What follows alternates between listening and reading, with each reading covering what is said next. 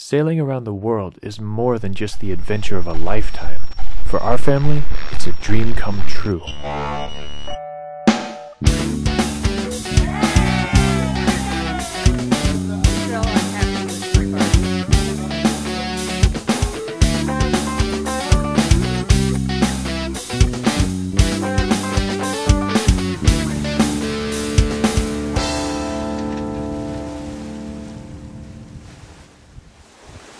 Good morning from the Red Sea. Last night we passed through the Bab el Mandeb and into the Red Sea, and as I look out from the boat I can actually see Africa on one side, and when I look out the other side I can see Yemen.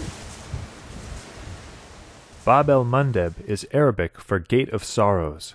Located at the southern end of the Red Sea, the strait is 17 miles wide and one of the busiest shipping lanes in the world.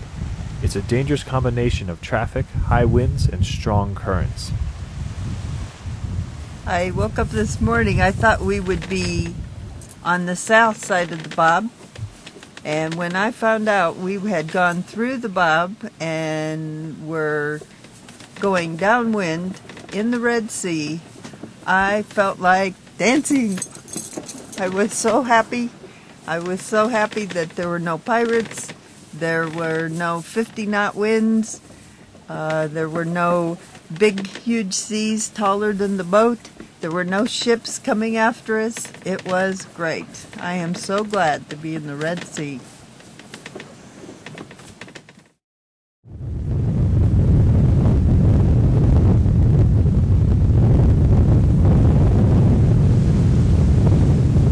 It's amazing how quickly the weather can change.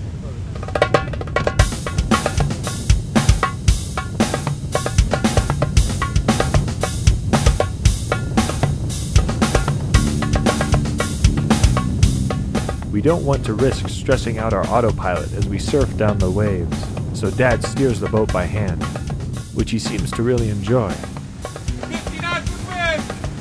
Doesn't get any better than this!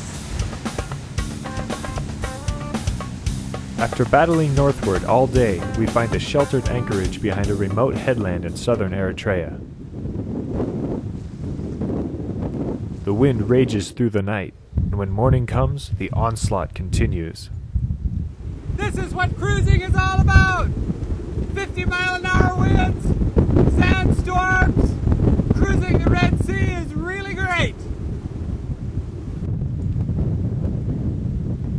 Over the next 2 days, sandstorms pummel exit only, covering everything with a fine layer of grit.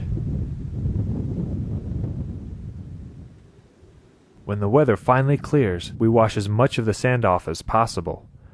This cycle will repeat itself frequently over the coming weeks.